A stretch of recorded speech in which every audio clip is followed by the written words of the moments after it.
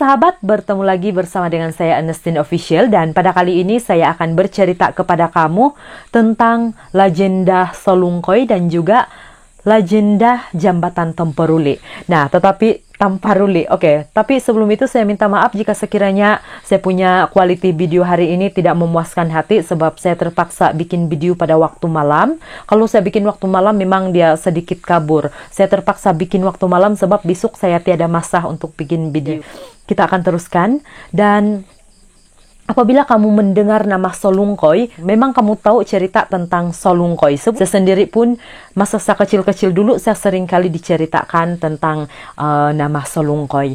Dan bukan saja cerita Solungkoi ataupun bukan saja legenda Solungkoi yang akan saya ceritakan kepada kamu pada hari ini, tetapi cerita tentang legenda Jambatan Tamparuli. Nah, ketika kita mendengar nama Jambatan Tamparuli, kita sudah tahu bahwa Jambatan Tamparuli itu berada di daerah Tamparuli. Dan jika sekiranya kita datang di tempat itu sehingga kini dia masih kokoh berdiri. Nah, dan di sebalik kekokohan jambatan tersebut, di sebalik kecantikan dan kepanjangan jambatan tersebut, sebenarnya dia memiliki satu cerita yang jarang diketahui oleh generasi-generasi pada masa sekarang. Pada kali ini saya akan kongsikan kepada kamu. Cerita ini berkisar pada tahun 1950-an, di mana pada waktu itu Jambatan Tamparuli sedang dibina. Di daerah tersebut ada seorang gadis yang sangat jelita, dia sangat cantik, dan dikatakan sikap dia juga sangat terpuji. Si gadis itu bernama Solungkoi. Nama dia si Solungkoi. Satu hari itu si Solungkoi dia jalan-jalan di luar. Jadi ketika dia jalan-jalan, ada seorang tentara British melihat dia, dan si tentara British ini dia telah jatuh cinta pandang pertama kepada si Solungkoi. Tentara British itu bernama Robinson. Nah, tetapi pada waktu yang sama sebenarnya ada seorang lelaki bernama Intang. Si Intang ini dia sangat kagum akan kecantikan si Solungkoi dan dia coba untuk mendekati si Solungkoi. Tetapi malangnya si Robinson sudah terlebih dahulu menyatakan perasaan dia kepada si Solungkoi disebabkan oleh pangkat si Robinson ini, dan dia juga seorang yang kacak. Si Solungkoi ini jatuh cinta pada si Robinson. Jadi dia menolak cinta si Intang. Nah, lagi pula si Intang ini hanyalah seorang buruh, dia seorang kuli si Robinson pula. Jadi dia tolaklah cinta si Intang nih. Nah, pada waktu itu si Robinson ini dia mempunyai satu proyek. Seperti yang kita tahu, Jambatan Tamparuli itu sedang dibaiki, tetapi satu keanehan berlaku di sana. Apabila jambatan itu sudah separuh siap ataupun dia hampir siap ataupun sudah dikira sudah siap, tetapi bila banjir datang, jambatan itu akan runtuh. Diperbaiki, jambatan itu akan runtuh, dan begitulah seterusnya. Disebabkan si Robinson ini adalah pemilik proyek untuk membina jambatan tersebut, dia merasa runsing. Dia bingung macam mana cara supaya jambatan itu tidak akan rubuh lagi. Jadi satu hari si Robinson ini dia mengarahkan si Intang untuk mencari sebab apa sebenarnya punca jambatan itu selalu runtuh dan tidak pernah kokoh.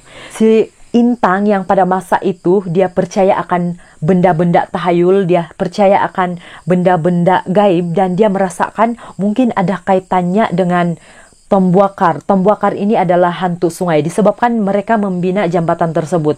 Jadi dalam pikiran dia mungkin hantu sungai itu marah. Jadi dia tidak berani untuk menyatakan hal tersebut sama orang lain, mana tahu salah kan dia punya pandangan. Jadi dia berjumpa dengan seorang nenek-nenek. Nenek itu adalah seorang yang sangat arif dengan benda-benda gaib ataupun benda-benda tahayul yang mempercayai Tombuakar ataupun hantu sungai. Jadi apabila si Intang ini berjumpa dengan nenek tersebut, si nenek ini berkata bahwa mereka kena mengadakan satu jamuan sebagai tanda mereka meminta maaf karena mereka sudah mengganggu rumah si Tombuakar. Ataupun kamu tahu sudah kan si Tombuakar itu adalah hantu sungai. Jadi satu masa tuh tentara British dan juga dia punya kuli-kuli ataupun buruh-buruh dia yang lain, mereka telah mengadakan satu jamuan sebagai tanda meminta maaf kepada si Tembuakar. Seterusnya mereka memberikan makanan kepada si Tembuakar supaya apabila dia orang memperbaiki itu jambatan tidak akan runtuh lagi. Tetapi walaupun mereka sudah melakukan jamuan tersebut, apabila banjir datang, itu jambatan tetap dia runtuh.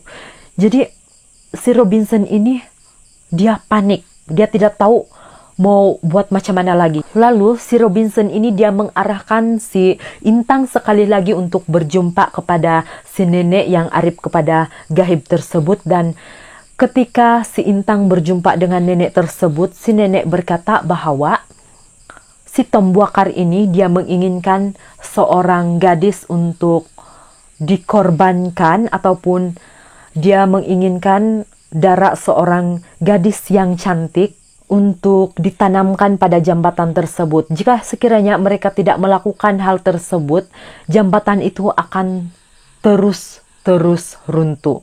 Dan jika sekiranya mereka mengorbankan seorang wanita, jambatan itu akan kokoh. Disebabkan pada waktu itu satu-satunya gadis yang cantik di sana hanyalah si Solungkoi. Si Odu ini tidak sanggup untuk mengorbankan si Solungkoi yang tidak mempunyai salah. Nah, apabila si Intang mendengar hal tersebut disebabkan dendam dia terhadap si Solungkoi, sebab si Solungkoi ini telah menolak cintanya. Jadi si Intang ini dia menghasut Robinson untuk mengorbankan si Solungkoi, untuk menjadikan Solungkoi sebagai korban. Sebab jika sekiranya mereka menurut apa kemauan si Tembuakar pada waktu itu, jambatan itu akan kokoh. Jadi di sana kita bayangkan saja begitu cintanya si Robinson terhadap si Solungkoi, tetapi disebabkan tidak ada pilihan lain. Dia mempunyai hanya dua pilihan, yaitu dia pilih si Solungkoi ataupun dia pilih jambatan. Jika sekiranya dia pilih si Solungkoi, bermakna jambatan itu akan terus-menerus runtuh. Dan jika sekiranya jambatan itu terus-menerus runtuh, tentara British dan juga orang-orang kampung di sana, mereka sukar untuk berhubungan dengan dunia luar. Dikatakan seperti itu di dalam penulisan. Jadi di sana si Robinson berpikir, demi jabatan dia, demi itu jambatan, demi segalanya yang dia ada, dia sanggup untuk mengorbankan si Solungkoi. Macam mana cara dia? Si Solungkoi ini sebenarnya dia tidak tahu akan sisa akhir hidup dia.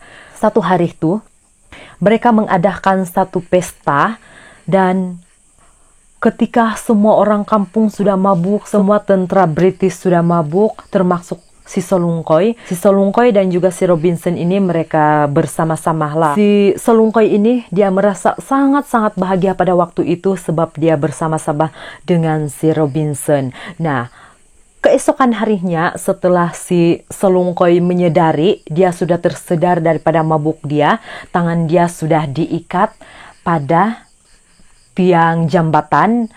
Ketika itu orang-orang kampung yang lain, tentara-tentara British yang lain termasuk Robinson juga, pada waktu itu mereka masih sangat mabuk-mabukan.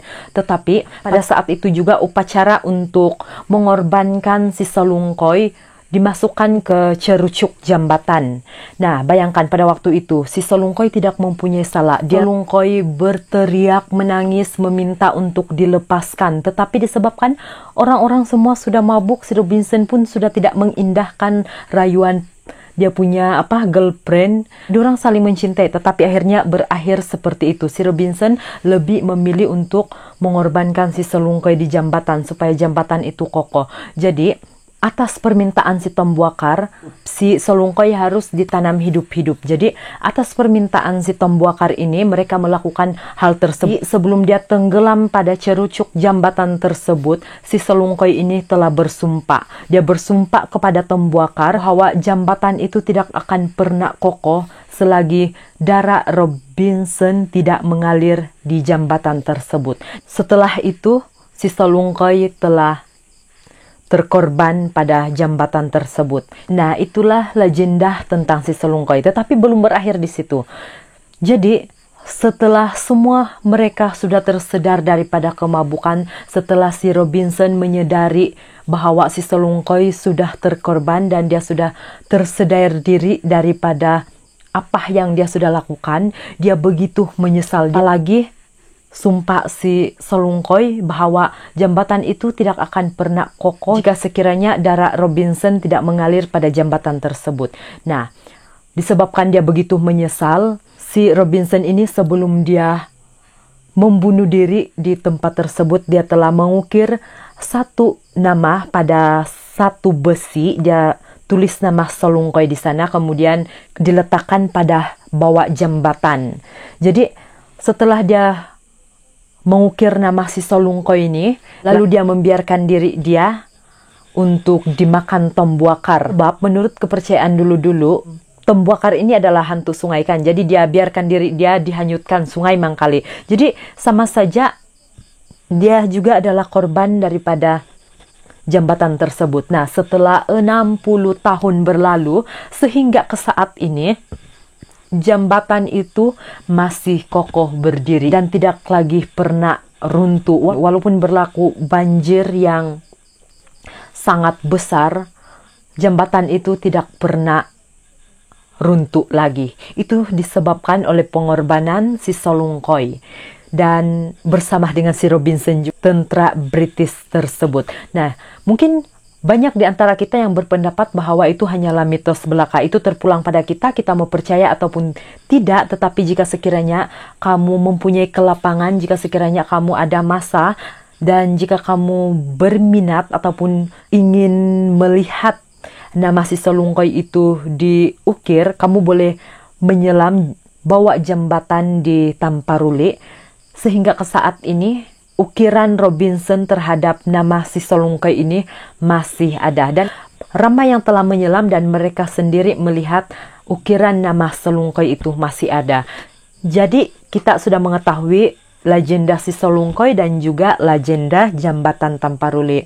Jika sekiranya ada yang terkurang daripada nih cerita ataupun terlebih, saya mohon maaf. Saya cuma menceritakan apa yang saya sudah baca.